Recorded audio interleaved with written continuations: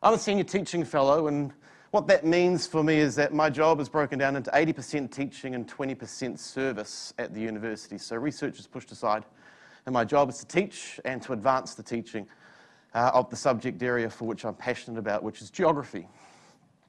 Like a good geographer, some maps and some statistics are where we might want to start, so to give you a little bit of context. So Otago University is at the bottom of the country in a little city called Dunedin. We're the New Zealand's first university, which we like to lay claim to. We have approximately 21,000 students, full-time students equivalent, just over 4,000 staff. We're a residential campus, which is really unique across the Tasman, and it's one of the things that's slowing us down in this in the blended online learning space, and I'll explain that a little bit further to you shortly. And of course, we sit in the top 15 most beautiful campuses in the world, which they tell us when we go overseas. You've got to tell people that. And so it's a beautiful place, and so we're really fortunate. But, oh no, sorry, I'll come back to the but in a second. Just to help you understand where we are and why there are some, I guess, some complexities to our arrangement in Dunedin. This is the city, and as a good geographer, we enjoy sitting on a harbour with a beautiful peninsula, but the campus is at the north end of the city here. And of the 21,000 students, about 19,000 of them reside on campus in a suburb called North Dunedin.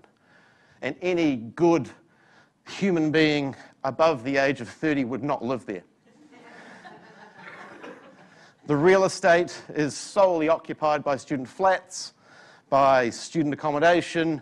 That's where they live and breathe, on campus, and a unique experience that our senior leadership feels is a major draw card and why we should remain in person. And so it's a little bit about that also sort of feeds into this presentation about the struggles that we have in order to make change. But the reality for us is that we are deficient in all IT investment, and we've publicly gone on the record as to saying this year, that we're way behind the 8 ball. We've got limited expert support for staff and e-learning. Therefore, it falls upon us to find these kinds of products and to utilise them in a way that we see fit and to try and connect with people who can help us. Senior leadership, like I said, is motivated to force a return to in-person teaching. They want the students on campus, they want the students in the room, they want the residential experience to be the marketer's tool for bringing them to Dunedin. They're really adverse to the idea of us continuing to teach online in a blended way and opening up other opportunities. There's a review underway, thank goodness, about our digital learning environments.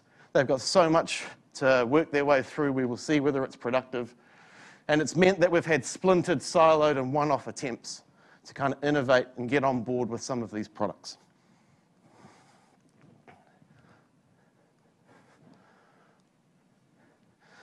So I'm excited to be back. Some luck has took place in this story in that I was asked or selected to be a champion in 2019, the year before we knew, well, the year of knowing nothing about what was to come. And it couldn't have happened at a better time for me in terms of the position I hold at the university. So in 2019, the wonderful gang here at Echo invited me to Melbourne. We did a champions workshop, meeting some fantastic people, for which there's a few scattered in the room. And we learned heaps about the opportunities and the available, I guess, outputs that Echo could provide us as teachers. Also working with the wonderful people who make the magic happen, the technical people who are in this room.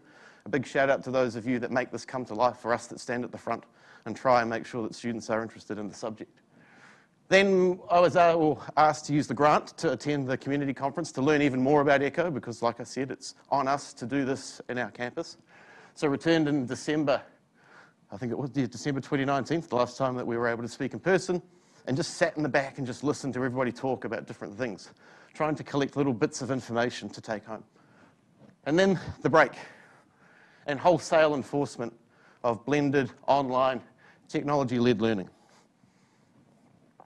And so it's a tale of, I guess, a university that is a cautious, conservative place, doesn't like change. Like I said, it's wedded to this idea of the residential experience being the be-all and end-all. But for Otago, that had to change when the students were special planes were put on to get them home when the lockdown occurred out of Dunedin. The halls of residence were emptied. They refunded all of the money to those students, and so it was a real calamity on campus for this residential space having to send students home. And so for me, in the School of Geography, the preparation that occurred in 2019, I did not know at the time just how important that was going to be over the next 3 years. And so for a school, we have 400 full-time equivalent students, so relatively large in terms of the number of students that work their way through this particular subject. We deal with lecture lab and field work, the classic geographical selling point. Let's get outside and go and do some geography. Let's go and visit some places. Let's go and be in the environment and see what's going on. And so 2019, to be the champion, exposed me to making some connections, some networking, and some nuggets of gold. The little pieces of information that people shared at these meetings, you sort of store away. Or you wait 10 minutes to be excited about seeing a spotlight remote that turns the screen, you know, with a little circle so students who are online can see where you're moving in the slide. So you wait 10 minutes, you go outside, you make a call home, and you say, we need to buy these. And so they're on your desk by the time you get home. Those kinds of nuggets. And so in the pre-pandemic space, into 2019, as I was asked or made my application to be a champion, was really struggling to get staff to move beyond the lecture recording system and see it for something else. It was dead end. It's really tough. Remember, Joe visited, other people visited campus. We had conversations to try and get some engagement. Some trial time was offered to us, but it never really kicked off into anything other than lecture recording, and so it was tough. But the lockdown learning thrust us into action. And so as a school, we made some decisions. In the first 12 days that we were forced home, I created the Top Tips Daily Edition, which was an e-newsletter which took everything I knew about Echo and passed it to every staff member in the school with walkthroughs, screenshots, things that made it come to life for them. Not to say that what was available wasn't helpful, but the context of inside of the Otago world was useful for our staff. And these were people who were adamant that they were never going to go near the system. And so they needed gentle kind of encouragement via really simple sort of menu recipe-based resources to help them work their way through this. Those 12 days of Top Tips moved from geography across the campus, and soon it was being spread to other departments as this was not on campus from people to support the wider staff. I ran a staff home-based pub quiz. I logged them in. I used some of our support staff to turn them into student profiles in Echo. We used live streaming when it became available, and I used the polling command to ask a series of questions while staff were based at home and showed them how they could do it by way of a pub quiz style, where we used all of the different types of polling and showed them what they could do and how they might utilize it whilst we were in lockdown. And I rated the budget. An opportune time in a School of Geography. We were not going to take students into the field. The costs of accommodation, food, transportation were gone. And so I said to the boss, can I spend it on some other things? And he said, go for it. Oh, I don't know whether it will ever happen again in my life as a university staff member. Go for it. It's a completely opportune moment where we weren't going away and there was money to be had, and I think I was the first one to get in his ear and say, we need to do something here. So we bought microphones, cameras, spotlight remotes, licenses to loop back, all little nuggets of information that came from the 2019 Champions space. David down the back did the audio session. Still got it in my head about how important audio is when creating video. And for a subject like geography that's outside and in the wind and in the elements, it's tough. And he made me make sure that we had good audio, otherwise it was a pointless waste of time. I can't remember the chap's name, but Loopback, the little application on a Mac that allows you to bring in multiple audio channels and feed them down through as one. That's it. You set up a meeting for me to go and meet him in 2019, and so he showed me how to use Loopback so you could have multiple audio tracks coming into a video and make those videos just that much more alive. So we bought up, and we still have all of this kit, which has really helped us succeed in the last couple of years. But one element that I wanted to maybe focus a little more on was field trips. And this was a real challenge. How were we going to continue to create the experience of field learning for students when no one was allowed to go anywhere. And the New Zealand rules and regs were fairly strong in 2020 in terms of how far you're allowed to move from home, and it was nationwide, not statewide like Australia, so everyone was in the same boat. Thou shalt not be more than 5 kilometres from home. I think one of our MPs went mountain biking in Dunedin and he got hauled over the coals for being more than 5 kilometres from his home. So it was serious. So what do? Well, we staged some days. We used an echo section to pull together what we called staged days. So they worked through a daily calendar of events. I'll show you a screenshot shortly of different tasks that they needed to achieve from home, with video and audio being the key element of trying to recreate the experience of being outside in the elements. We recognised the difficult conditions, and a shout out to an Australian company, the Rode Wireless Go will forever be my friend. Little wireless microphone system that connects into a cell phone, and then you have a little wireless contraption on your lapel. You chat away with a fluffy, wind-absorbent sort of sock on the top, and you get a beautiful audio track no matter whether you're on the coast with a howling 40-kilometre gale, the kids can hear you. And rather than hearing, which was where some of the first attempts lay. Thank God, in Dunedin, no one knew about these, and so we found them in a supplier. And we managed to find a bunch of them that would help us out before others cottoned on to how good they were. But I can't say enough for the Australian-made or the Australian company, the Rode Wireless Go. Take a look if you're ever needing outdoor audio or even indoor audio. It's terrific. So we time-released the daily activities so that we forced them to work with us over a time period, slowly and methodically as the day took part into different quests, which we'll see shortly. And we coupled it with some live Zoom along the way, just to bring them in and make sure that we were able to troubleshoot and work with them as the day progressed.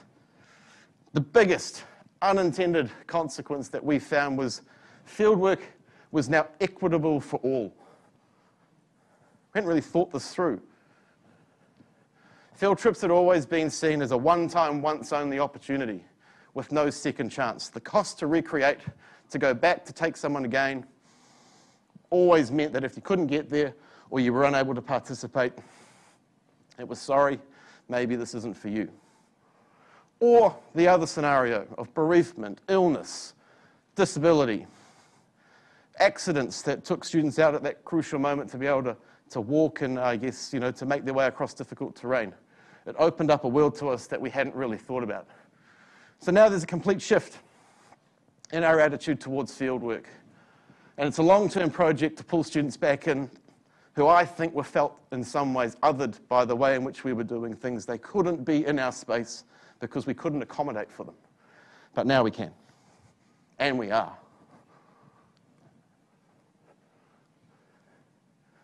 I'm sure the spotlight would work just beautifully. So here's a staged day with different quests and different moments for them to work their way through. The timing is indicating how long we thought they should be working in that space. So for the first hour of the day, they're working on this exercise, working through the resources as they become available to hit certain targets across the day where we would then check in. The video, here's our coastal geomorphologist at the local seawall wearing his Rode Wireless Go, talking to them and explaining to them the processes while no one else could be with them. And so I think we came up and cobbled together something that meant we were able to offer an experience rather than having to say, hey, this is too hard. And so we were able to keep them with us. And so it lent us to this idea of being courageous in a space that's not. It's conservative. It's how it always used to be. But we decided as a school, as this was developing over the last couple of years, to step outside of the box. So we have made commitments in 2022, 23, and 24 to no longer offer 50-minute chalk and talks. No one will stand and deliver 50 minutes of content in any way, shape, or form without there being some involvement, a shortening of it, an engagement activity, some active learning. It's all to change. And we have a staged approach to this rather than complete sweeping changes in one year. it'll work its way through the different year levels, first to second to third. We're going to use tools for better experience. Catchbox, another little audio tool. I see my friend nodding down the back. The box that you throw around the room when they are in person with you, so those that are online can hear the conversation that's occurring as there's discussion or as there's Q&A. I love it. So people are aware of Catchbox. Yeah, great. I wasn't until the budget let me go and buy one. We threw a little bit of, we made it, our own, and we're the only department who's running one at the moment. But others are looking to order. We now see the lecture room in a really different way. I think our catchphrase now is attendance does not equal engagement. We're under this continuing pressure that attendance is the be-all and end-all, but just because they're there doesn't mean they're there. Thanks, mate. And so I proposed to the staff that we should see a space, much like the room we're sitting in now, with many entry and exit points as just that. Students can come into a space via different entry points. If they want to be with me live and in person, they are most welcome. If they want to be with me live but from home, they are most welcome. If they want to do it at a different time of day because the timetable is fixed, it's, immovable object in terms of trying to change something, if they want to watch it at a time that's better for them, they're most welcome. And so we see the lecture room now with many doors, and they are welcome to enter whichever way best suits them. Labs and field trips continue to be innovative and available to all, with equity the name of the game. We're trying to move away from othering and making sure that people with different needs are able to access what we're talking about. We're talking about the environment. We're talking about all sorts of interesting things. We have a subject that should be pulling in, but we openly acknowledge that we were pushing away. And the big thing that we're able to do is expand our horizons. So as a geographer, we want to take students further than we've ever taken them before. I've got a Rode Wireless Go, currently in Antarctica, currently on the Brewster Glacier in the South Island of New Zealand, currently in India, and someone's gone to Boston recently, collecting video and clips of their summer research to bring to the students and put it in class, with them in the video, rather than stealing someone else's and not making it particularly real. And fortunately, we've seen some recent Otago research which has helped us understand whether this was any good. And very quickly, an enormous survey was run for 3 consecutive years across the campus by our Quality Advancement Unit. They wanted to know everything from students about the COVID experience, from how the university communicated, how they were using the devices, how they were feeling. But inside of it, they asked key questions about the specific technologies that were being used. And there was a section on echo. So I used a little bit of social science, a few social science tools, and rated this to see how geography compared to the rest of the university. And so, some take-homes. Quality of audio was the most frequently reported problem with Echo 360. Nothing to do with the platform, all to do with how people were collecting the resource. 70% of all free text comments in the survey across that total time period mentioned audio. The geography subset was at 14. Thank you, David. Labeling lectures was the number 2 reported problem. Too many of our staff just accept the default, and they had messy lists and it made no sense to students. Just under half mentioned that that was their key problem. For us, it was 6. We made a concerted effort to ensure that those lists were real, they were labelled well, they meant something, and that the default was not to be seen. Number 3 was the staff upload time from when they had created something to making it available. Students reported that staff would forget, then it would be in the library but not in the section, something along those lines. We made commitments that meant that we saw very few say that the time to upload was a problem in geography. Some free texts that sort of make me feel good about what we did.